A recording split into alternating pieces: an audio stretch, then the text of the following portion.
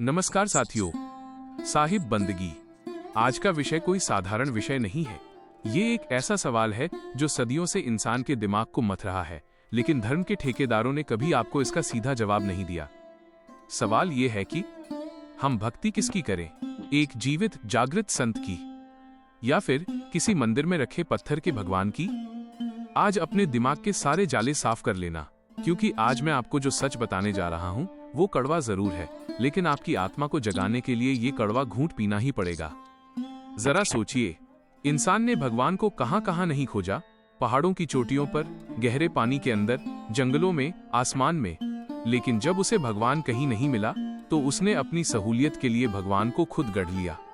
उसने पत्थर को तराशा, उसे एक आकार दिया, उसे एक मंदिर में बिठाया और कह दिया कि यही मेरा भगवान है।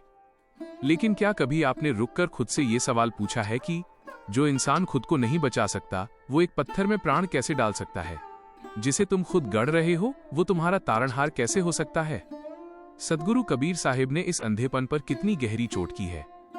पाहन पूजे हरि मिले तो मैं पूजूं पहाड़, ताते ये चाकी भली पीस खाए संसार।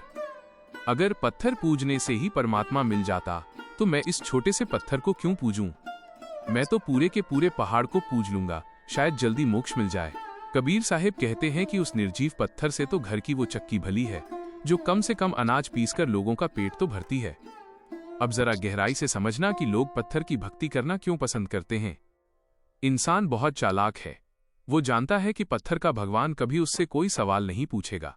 तुम दिन भर बेईमानी करो, रिश्वत खाओ, गरीबों का खून चूसो और शाम को उसी पाप की कमाई में से 150 रुपए का प्रसाद उस पत्थर की मूर्ति के आगे रख दो। वो मूर्ति तुम्हें कभी नहीं टोकेगी। वो मूर्ति तुमसे ये नहीं कहेगी कि अरे पापी, ये हराम का पैसा मेरे सामने से हटा ले। पत्थर का भगवान गूंगा है, बहरा है। तुम उसके सामने चाहे जितना रो लो, गिड़गिड़ा लो, वो तुम्हें कोई रास्ता नहीं दिखाएगा। तुम अपनी मर्जी के मालिक बने रहते हो। तुम्हारी चोरी, तुम्हारी बेईमानी, तुम्हारे अहंकार पर कोई चोट नहीं होती। इसीलिए इस दुनिया को पत्थर पूजना बहुत आसान लगता है। लेकिन जब बात एक सच्चे संत की आती है, एक सद्गुरु की आती है, तो लोगों के पसीने छूट जाते हैं। क्यों? क्योंकि संत कोई जड़ पत्थर नहीं है। संत एक शुद्ध चेतन सत्ता है। संत एक जीता जागता आईना है। जब तुम किसी सच्चे संत के सामने जाते हो तो तुम अपने पापों को, अपनी कमियों को छिपा नहीं सकते। संत तुम्हारी आंखों में आंखें डालकर तुम्हारे भीतर का सारा कचरा बाहर निकाल देता है। एक सच्चा संत कभी तुम्हारे चढ़ावे से खुश नहीं होता। तुम उसके सामने सोने का पहाड़ भी रख दो, लेकिन अगर तुम्हारी नीयत में खोट है तो वो संत तुम्हें दुत्कार देगा। संत तुमसे तुम्हारा धन नहीं मांगता। संत तुमसे तुम्हारा अहंकार मांगता है। संत तुमसे तुम्हारी बुराइयां मांगता है।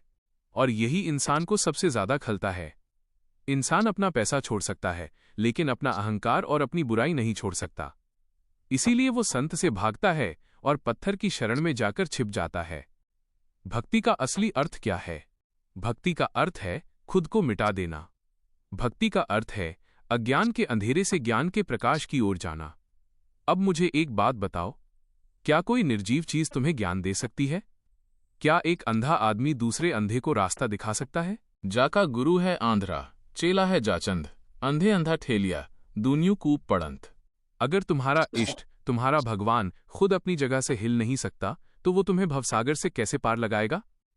परमात्मा का अनुभव सिर्फ और सिर्फ एक चैतन्य आत्मा ही करा सकती है, और वो चैतन्य आत्मा एक सच्चा संत होता है। संत उस परमात्मा का चलता फिरता स्वरूप है। संत वो पारस है जिसके छूने से लोहे जैसी पापी आत्मा भी सोना बन जाती है। तीरथ गए ते एक फल, संत मिले फल चार। सतगुरु मिले अनेक फल, कहे कबीर विचार। तीर्थों में जाकर पत्थरों के सामने माथा टेककर शायद तुम्हें मानसिक संतुष्टि मिल जाए, लेकिन आत्मा का कल्याण कभी नहीं होगा। आत्मा का कल्याण केवल और केवल एक जागृत सद्गुरु के ज्ञान से ही संभव है। अब आप कहोगे कि आजकल तो संतों के वेश में भी बहुत पाखंडी बैठे हैं। हम कैसे पहचानें कि सच्चा संत कौन है? बिल्कुल सही बात है। आज के समय में धर्म के नाम पर जो दुकानें खुली हैं, वहां संतों का चोला ओढ़े हुए व्यापारी बैठे हैं।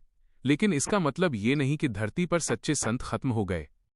सच्चे संत की पहचान उसके कपड़ों से, उसके आश्रम से या उसकी भीड़ से नहीं होती।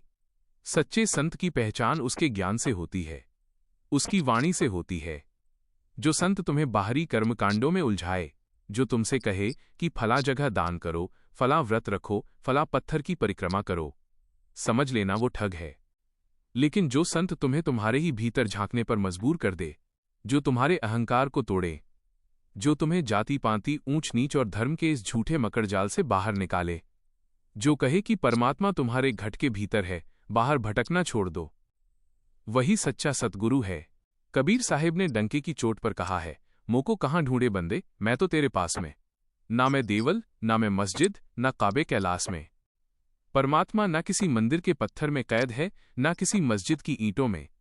वो तो शुद्ध चेतन है।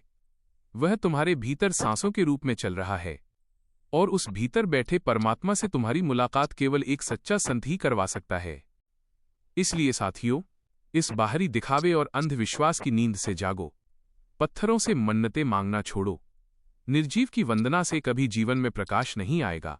खोज करनी है तो किसी ऐसे तत्ववेत्ता संत की खोज करो जिसने उस परम सत्य को जान लिया हो, जिसने उस शब्द को पहचान लिया हो। जब ऐसा सद्गुरु तुम्हारे जीवन में आएगा तो वो तुम्हारी आंखों से अज्ञान की पट्टी खोल देगा। फिर तुम्हें हर जर्रे में, हर इंसान में, हर जीव में वही एक परमात्मा नजर आएगा। फिर तुम्हें किसी मंदिर की मूर्ति के सामने जाकर गिड़गिड़ाने की जरूरत नहीं पड़ेगी। भक्ति हमेशा चेतन की होती है, जड़ की नहीं। जीवन हमेशा जीवन से ही मिलता है, मृत्यु से नहीं।